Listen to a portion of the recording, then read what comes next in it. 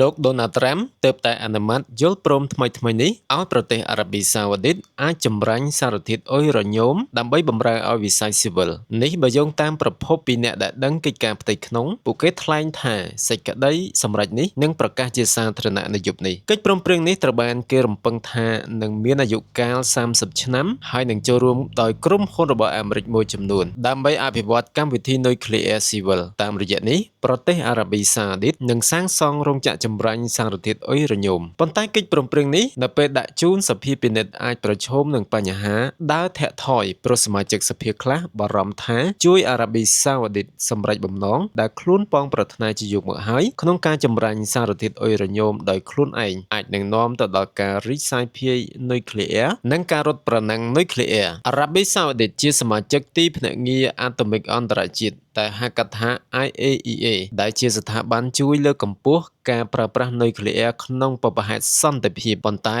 ក៏ជាស្ថាប័នដែលធានាថាគ្មានការបង្កើតកម្មវិធីនុយក្លេអ៊ែរសម្ងាត់នោះដែរទោះជាយ៉ាងណាក្តីកិច្ចព្រមព្រៀងនេះមិនរួមបញ្ចូលទាំងពិធីសារបន្ថែមរបស់ IAEA នោះឡើយមានន័យថាពុំមានសិទ្ធិក្នុងការឃ្លាំមើលធ្វើអធិការកិច្ចនិងពិនិត្យផ្ទៀងផ្ទាត់នោះទេការដែលអាមេរិកជួយអារ៉ាប៊ីសាអូឌីតឲ្យចម្រាញ់សារធាតុអុយរ៉ាញ៉ូមកើតមានឡើងចំពេលដែលសង្គ្រាមអ៊ីរ៉ង់អាមេរិកនៅតែបន្តឆាបឆេះហើយធ្វើឲ្យកម្មវិធីនុយក្លេអ៊ែររបស់អ៊ីរ៉ង់ត្រូវបានបោសសម្អាតអ៊ីរ៉ង់មិនទាន់អាចផលិតនុយក្លេអ៊ែរបានឡើយទាំងរដ្ឋបាលរបស់លោក Trump និងលោក Joe Biden សុទ្ធតែបានតាក់ទងជាមួយរដ្ឋាភិបាលអារ៉ាប៊ីសាអូឌីតដើម្បីចែករំលែកបច្ចេកវិទ្យារបស់អាមេរិកប៉ុន្តែក្រុមអ្នកជំនាញខាងនុយក្លេអ៊ែរព្រមានទុកជាមុនថារឿងនេះមិនអាចលេងសើចបាននៅឡើយស្រួលមិនស្រួលបើអាមេរិកហ៊ានតែផ្ទេរបច្ចេកវិទ្យានុយក្លេអ៊ែរទោះបីស៊ីវិលក៏ដោយក៏អាចឲ្យអារ៉ាប៊ីសាអូឌីតវិវត្តខ្លួនទៅផលិតនុយក្លេអ៊ែរបានដែរជាពិសេសរាជទាយាទអារ៉ាប៊ីសាអូឌីតព្រះអង្គម្ចាស់ Bin Salman ធ្លាប់បានឲ្យតម្រុយខ្លះៗហើយថាប្រសិនបើអ៊ីរ៉ង់ស្វះស្វែងរកការផលិតនុយក្លេអ៊ែរព្រះអង្គក៏អាចនឹងផលិត